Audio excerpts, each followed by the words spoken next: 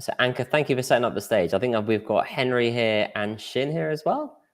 Henry, I can see you. How's it going? It is good. It is very good. Hello. Lovely to be here. Pleased to be talking about AI and the future and all sorts of wonderful things. Love it. And Henry, I was trying to pull together your elevator pitch, but it's basically the man on a mission to become the UK's most useful startup person. How are you going about that, and what does that mean? Yeah, I just talk to a lot of people and listen to what they're saying and what they're up to. At the moment, I'm a lecturer. I teach a master's in entrepreneurship at Staffordshire University. I work with a lot of other universities on their startup accelerators, startup incubators. So a lot of researchers trying to spin out and commercialize PhD research. A lot of whip smart young people trying to commercialize and build startups whilst doing their studies. So I see a lot of cool, interesting stuff.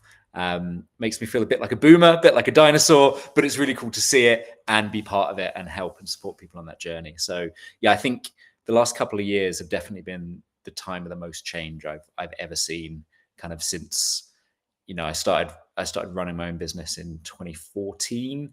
I've been involved in the startup world since 2015, 2016. And this is by far the most exciting year that I've been doing it. So yeah, I'm seeing some stuff, I'm hearing some stuff, and then I get to tell other people about it as well, which is really cool. Love it. Well, we're trying to do some stuff here. Shin, that is a perfect segue. Good evening. How you doing? Hi, I'm good. Is it a Monday? Yes, it's a Monday. It's my favorite day. I've had a full day. So yeah, feeling great. Thanks for having me here. It's a pleasure. You've got a lovely sunset coming in. It's good vibes on your screen. And you're the founder of LaunchLemonade. You've got Human and the Machine podcast. You've got the Substack, which I've been down a massive rabbit hole on. How do you kind of what's your elevator pitch? Henry's got his neatly tied up. So my mission is that no one gets left behind in the time of AI. I think I have been building as digital transformation lead. So 10 years ago, there were no product people. So I'm a product manager by trade, but there weren't any product people outside of London.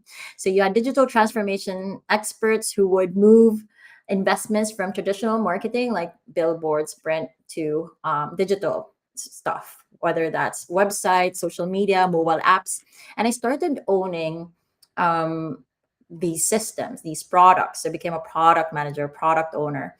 And within these roles, specifically in fintech and financial services sector industry, there were no AI experts or machine learning experts. If you were in the project and you could, if you wanted to improve customers' experiences or make better decisions as a company, you took the project. And so I took all of these projects, from building credit models to fraud models, really using a lot of data to identify bad actors or good actors and provide and make experiences unique based on different types of data. So, but I had a big team. I used to manage a team of 30 engineers and data scientists. But then when the language models came out, I was like, every small to medium enterprise who is not being serviced right now with technical teams and budget, or nor have big budgets, should maximize from this. But they weren't, because they didn't understand how to. And so it became a mission. I was like, let's bring AI to all. And so LaunchLemonade is a Canva or Shopify for AI. Anyone can build their own AI assistants, tools, or agents using the 21 language models available on the platform, add their knowledge on top. We've got our own RAG system as well. So the idea is you just press buttons, type in English instead of coding, and you get your custom tool. That's the elevator pitch. It's a long one. That's great. Comprehensive. And Henry, I think you're someone I like. I've lurked and I've kind of seen your opinion on lots of AI things, and you're a very active voice in the RBC AI group, and I feel like you're a fountain of knowledge. Is that because of your profession, or is that just a personal interest as well? Kind of how have you gone from founding the Uganda Marathon to being a leading voice in this space? So I'm just a total nerd, really. I did physics at uni. I think this is super cool. We're just doing matrix multiplication, and suddenly we've got all these emergent properties from it. Yeah, it's we're doing simple maths, but on the scale of peta exaflops of calculations per second, and somehow like stuff that sounds sentient that comes out the back of it. And I'm just like, this is cool. We're teaching sand how to think. And I've just been like totally nerd sniped by it. I think it's the most interesting thing that's happened in tech, in society for like the last 100 years, kind of on a par with the internet in how much it's going to transform things. I've totally drunk the Kool-Aid, but just in a way that I think it's so interesting. And being a lecturer at university, being like lecturing in entrepreneurship, you're getting to see it's really like oil meeting water. So we have the master's course we teach is applied entrepreneurship. And you have all these entrepreneurs coming in, be like, I'm building a business. And then the university made them sign like this AI ethics, like I promise not to use AI in my day-to-day unless I disclose it. And you're like, what is this? So there's this real kind of, the coming wave, the book, I'm really seeing that in real time, this coming wave of transformation that's hitting people that know what they're doing. And there's all these old ossified systems that just aren't really getting to grips with it at all. And I think so there's a time of disruption coming.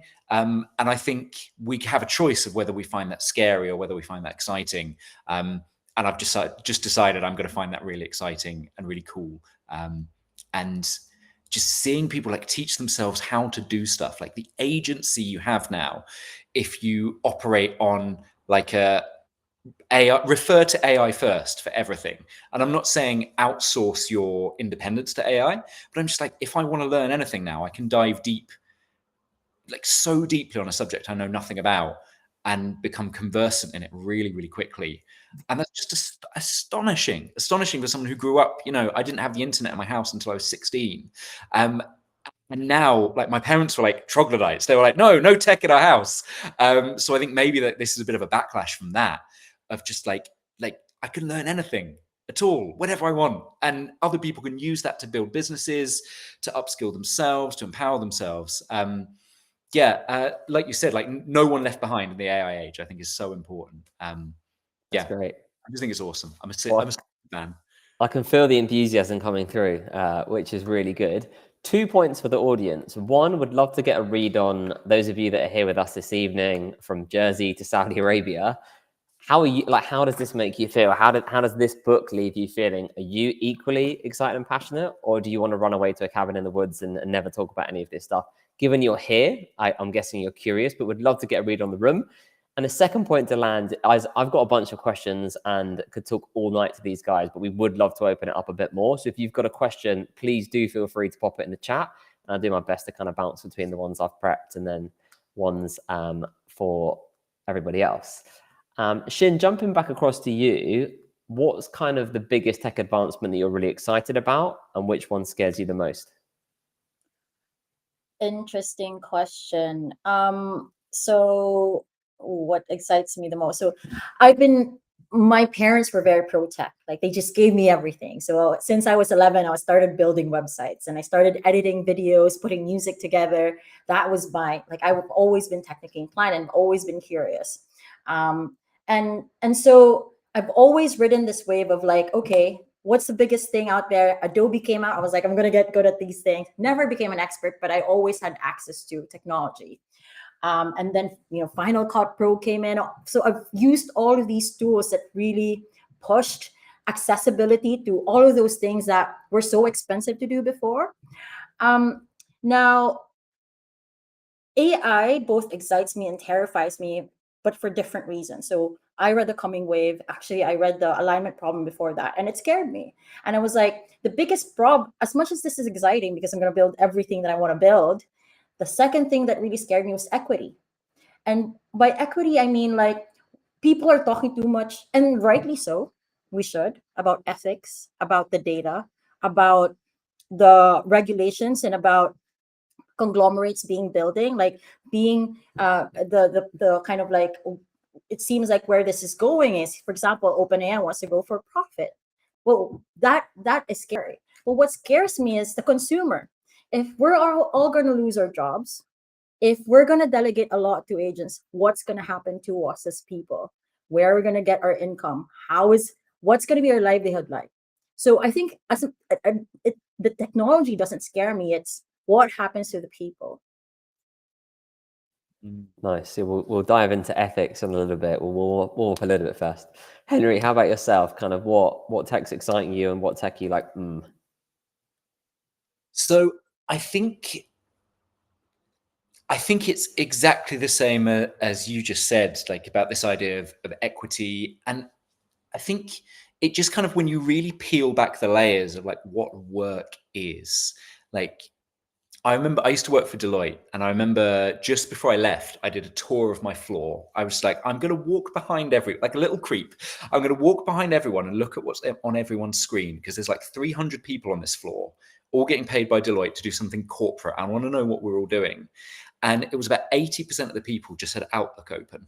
And I was like, so we're just emailing each other. That's what work is, right? We're just sending emails to each other.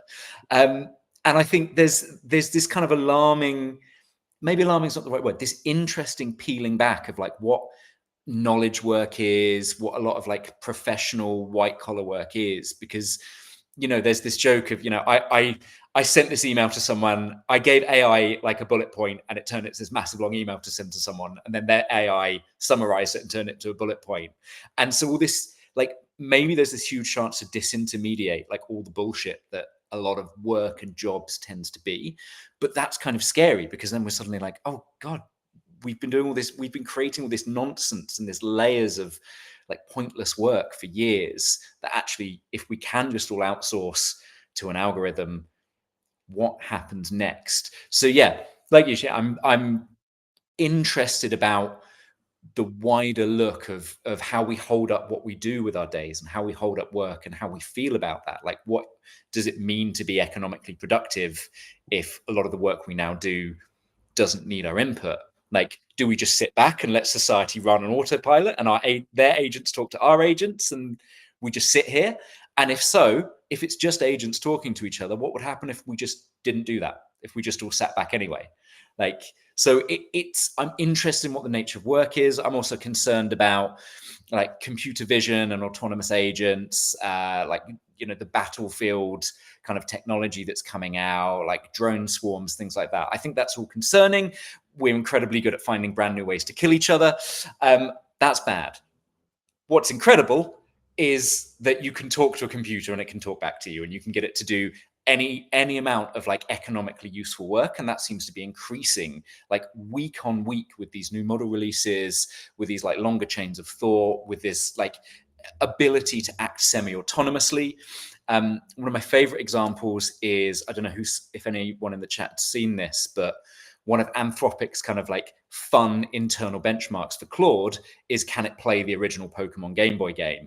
And it, like, they've charted it slowly getting better.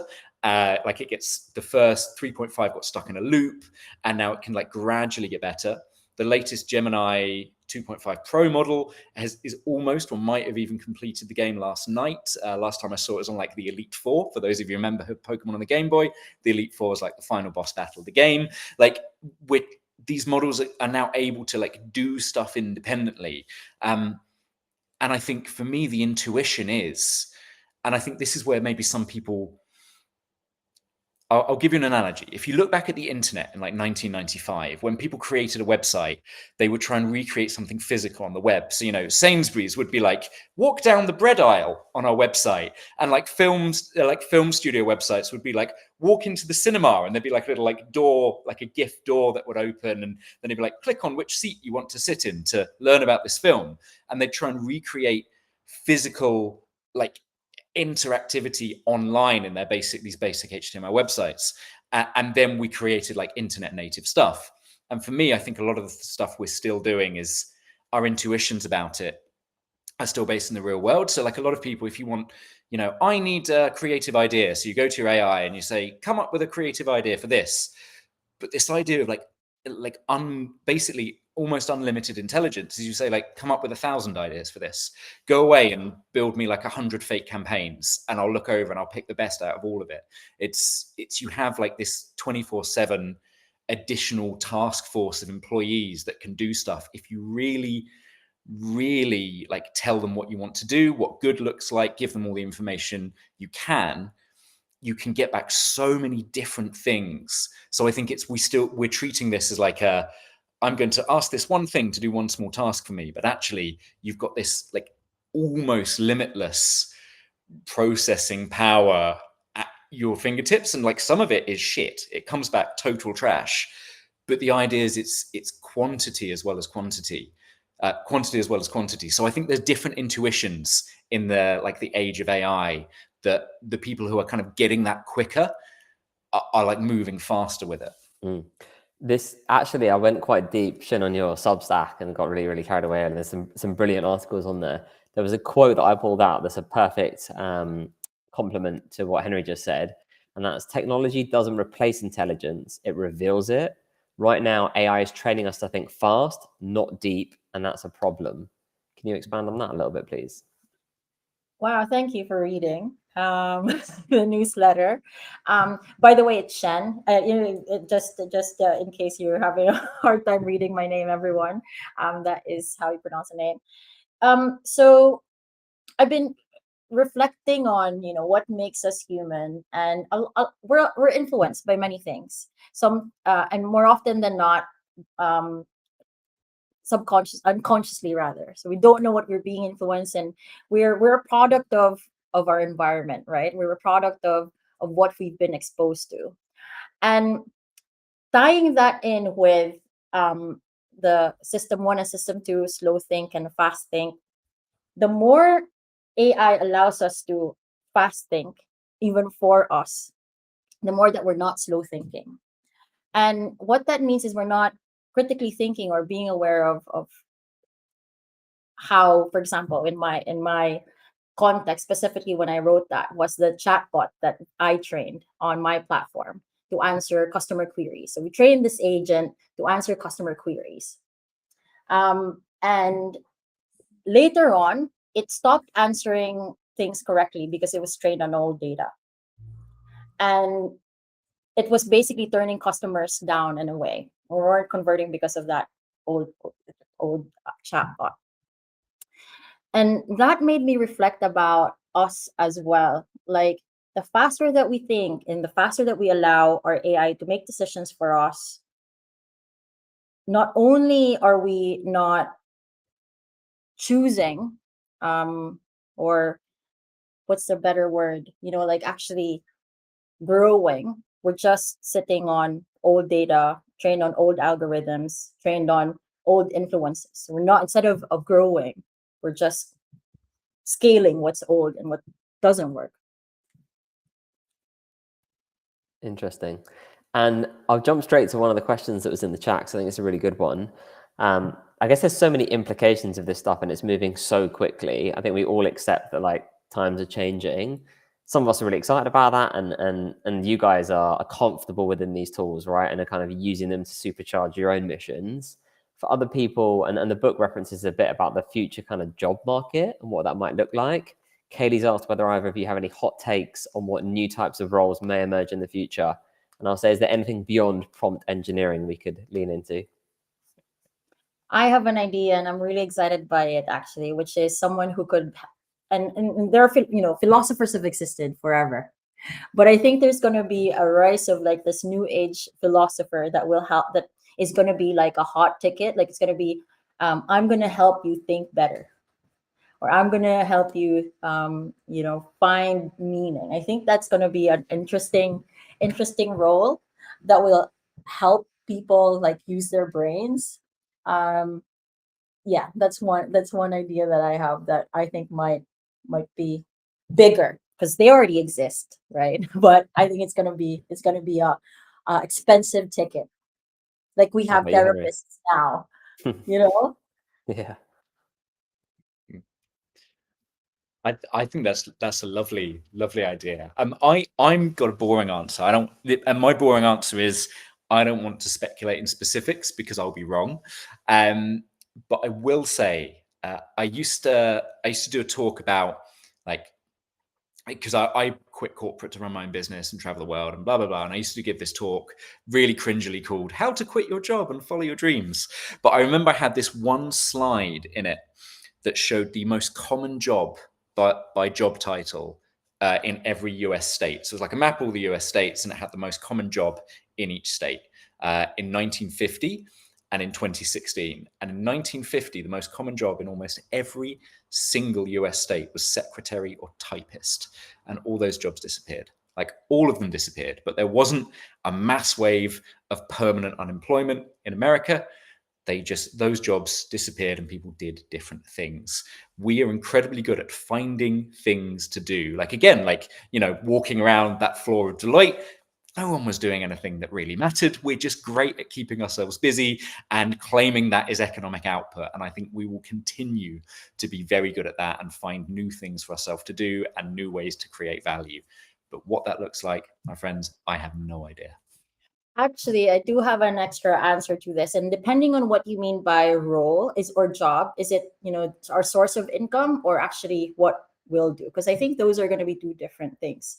And that's why we've built LaunchLemonade. And I don't mean to interject the product here, but the vision is, and this is not an original vision, but our vision is that everyone's going to be some sort of micro business.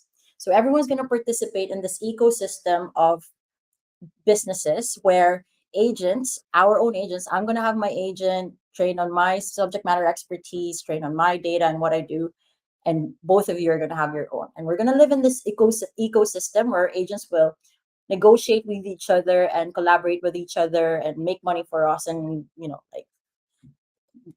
basically that's going to be our source of income and livelihood. And if your definition of like where is the money going to be coming from, I think that's the vision. That's the version of the future that I'm banking in. That's why I built my business. Now, what are we going to be doing is, I guess, what I'm not sure. I don't. But I hope we'll be thinking. I hope we'll all be poets again. This is my dream. Like we'll all be poets again. We'll be drinking loads of wine, and we're just going to be living life. Amen. That would be sick. Poetry and fine wine. Who would have thought that would be the output of AI? Love that. I guess one bigger question, and you were talking, Cien, then about like our agents will work with other people's agents. Do you then think that we're in control of technology, or technology is now in control of us? I believe we have every opportunity. Now, opportunity is a key word here. We have every opportunity to be able to influence technology right now. So the product that I'm building and what I'm really working hard for is the everyday person's infrastructure where they can build and customize their own agents. That's what we're building. That's essentially the product. So in that version of the future that I'm banking in, I believe that we have the opportunity now, if we take it, to take not only the opportunity to control our agent, but also take equity. So if we're building our businesses now, we'll be able to participate in that future. We'll be in those ecosystems if we start doing it now. Now, if your question, depending on what your question is technology is controlling us. I mean, I can go philosophical on that and say technology has always influenced and controlled us in many ways. In what we consume, what we watch, from TV to radio, like these, we can go on a rabbit hole about discussing how technology has influenced us one way or another. But yeah, that's my answer. I'll leave it to that. Nice. Henry, do you have a perspective? I tend to agree. I think we have shaped our lives around our technologies, whether that's like the wheel or the cotton gin, or the houses we live in. Like we're shaped by the tools we use as much as we shape them, and our lives become structured around the things we use. So in the same way they're a convenience to us, they also shape the world that we see. But no, I'm not concerned. I think we're really, really good. We're really, really adaptive. As a species, we've gone through every crisis we've ever faced. I don't think this is anywhere near approaching a crisis. I think this is a huge opportunity. And I think we're going to be just fine, he says with his big optimist hat on. No, it's great. And there's a nice question from Reggie, and it opens up another theme. And there's a line from the book I wrote down was that if we don't regulate the algorithms, they will regulate us. And we read a really amazing book. I think I've gifted it so many times, I've not even got a copy here behind me. but it was called Mindfuck by Christopher Wiley. And this was like a good few years ago, and it was like Cambridge Analytica, and we had this really interesting conversation around governments and social media and regulation. And I guess now, on the one hand, algorithms, but on the other hand, AI. Reggie's question, how do you view the ability of companies and governments to keep pace with AI governance and ethical regulation? Are we falling behind, or are we all good? Where's your head at on that, Henry? I think so. I was just looking up something, a little memory that I had of an illegal color scheme. So in 2011, there was a hack that released like a code where you could hack in and unlock DVD regions in your DVD player. And it's like an alphanumeric code. It's about 16 letters long. And the US courts claimed that like publishing this string of letters and numbers was a crime and was circumventing copyright. As then what someone did was they just took it as a hex value and put it into like a 4-color flag. And they were like, if you take the hex value of these 4 colors in a flag and stick it into your DVD player, you can circumvent copyright. So is this flag illegal? Are these colors illegal to put together in the same place? And I think there's always going to be these absurdities when you start talking about like legalizing or criminalizing algorithms. Like if, again, like going back to like what most LLMs are, is they're just matrix multiplication. They're like long columns and rows of numbers, and you're multiplying them and recombining them and multiplying them again. Like, can we legislate against that? Like, can we legislate against maths? Maybe. So yeah, I think governmental systems are always going to be 10 years behind. I think we can't look to governments and like abscond our own power in it. I think there's some really powerful civil movements going on in the UK and the US right now saying like, we are campaigning for a better world, a more optimistic world. We think this is what the future regulation should look like. I think if you are concerned, like we all have a responsibility to plant a flag in our little corner of the world. You know, for me, I was rabidly anti-palm oil for like 3 years. That was my mission in the world. I was like, I can't do anything about child slavery and the cocoa trade. I can't do anything about cancer. I'm just going to fight against palm oil. I'm going to give a load of money to causes that do that. And now I've kind of moved on to like techno-optimistic like versions of futurism. Like it's you just pick your one thing and you try and apply force around that fulcrum. And I think if you are deeply concerned about it, like do something about it, but understand that like if we are on this exponential curve, like as humans, we're very, very bad at understanding exponentials, particularly if we're in an organization with some inertia, which I think most civil services, most governments, most academia or academic institutions very much fall into. So you have to be prepared to have a bit of agency. And I think that's what kind of this sort of AI revolution opens a door to everyone to do. Have a bit of agency, realize that you are powerful as a human being. You can change things. You can have a voice. You can multiply. You can have a force multiplier for your opinions and the things you can change. And if this is something you are concerned about, there's never been a better time to apply pressure than here, particularly if we are on this exponential curve where we are going to radically reform civilization over the next 10 years. Like, get in the game if you care about it, because this is the time out of all of human history, you've never had more leverage than now. Off my soapbox. No, love that. Shen, any builds? So when I worked for the financial services and fintech, and like it wasn't like I was aware of how sometimes when you build models, especially on our initial tests, and this wasn't Gen AI, it wasn't using language models that were able to produce decisions faster. This was, built machine learning models and algorithms that you could still look at and, actually understand how it works before deploying it. There was already biases, like, sometimes decisions were made against genders, decisions were made against, like depending on where you're from, your postcode, for example. Like if you belong in that postcode, you might get thousands less of credit, right? Now, if you think about that, these things existed before this amazing thing that could make decisions fast and put something together quickly. that already existed. That word already existed. If you think about Facebook as well, when was the trial? When did American Congress start actually looking into social media? Years and years and years after Facebook became a thing. So let's just let that sink in. Like, companies make decisions that aren't regulated. As much as we want to add pressure, that we're all aware of these biases that have already existed before, but it's okay, that still happened, right? And not every biased decision has been looked at. So those things will still happen. And same with like how it's just Facebook all of a sudden finally realized that it has a detrimental to society. Finally, nothing's still happening, right? So it will never be regulated in such a way that it'll be for the people, that they'll build it for the people. So as Henry said, it's put it on us. Like, what can we do now? Being aware of what's happened before, what can we do now to solve these potential issues that will definitely come about? And if you're not going to do something about that, then just build, because you need to take equity. Like it.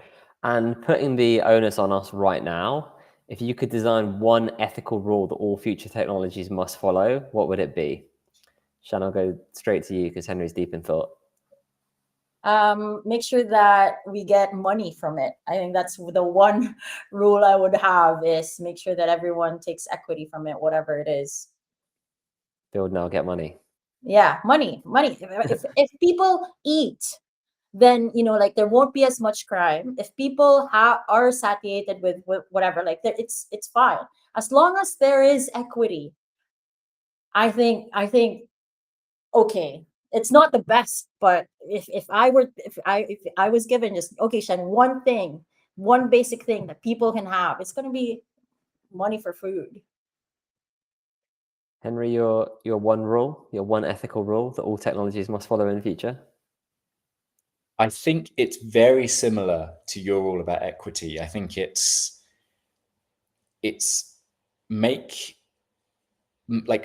do everything you can to bring about a world where the ovarian lottery is fairer, to mean that there isn't such a risk of being disadvantaged by being born in a time or into a condition. Like, do everything you can to bring about a world where no matter where you're born, you have equality of opportunity. Yeah, that would be my rule. Nice. And then I've got a slightly more light-hearted one.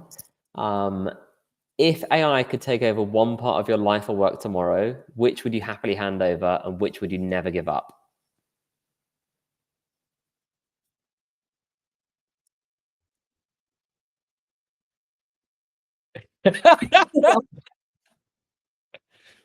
I would never give up thinking. I love thinking. I love thinking for myself. Like, I love being able to challenge things. I think, there are so many perspectives that can be, congruently right at the same time. And I love being able to see those different perspectives at the same time.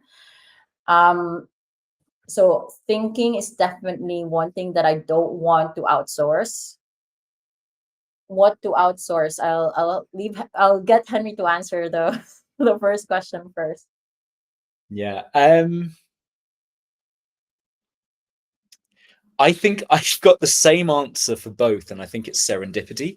I would never want to when you fall into a Wikipedia rabbit hole and 3 hours later you're like, wow, I know everything about equine husbandry in 11th century Algeria. Fantastic. And that kind of random walk through life, both online, both offline, people you meet, events you go to, I would never want to lose that sense of like serendipity and possibility. And at the same time, I can imagine an algorithm that would vastly increase my surface area of contact with the world. There's 3 people at this event who you have no idea who they are, but algorithmically you have very similar or very opposing worldviews. And we think this would be the experience that would maximize your next 24 hours on Earth the most. If you had, your perfect personal AI agent that would interface with the world and everyone else's AI agents, to engineer that kind of serendipity of like, you've never heard of this, but you will love it. That is something I would love to outsource as well, to kind of maximize the next, my remaining 60 years on the planet. This kind of like combinatorial serendipity producing machine that would just say like, look, trust me, go there, you're going to enjoy it. That would be cool. But still having the freedom to just opt out and be like, you know what? Not. I'm going to go to the regular bus stop and I'm just going to sit there for all day and read a book. So yeah, it's the same answer for both. Serendipity. Love it. Balance. I'll outsource fundraising right now. That's the one job right now I would love to outsource. Oh, nice. Well, any investors in the chat, shut up. We'll make her life a bit easier. That was great. If there are any other burning questions, feel free to put them in the chat.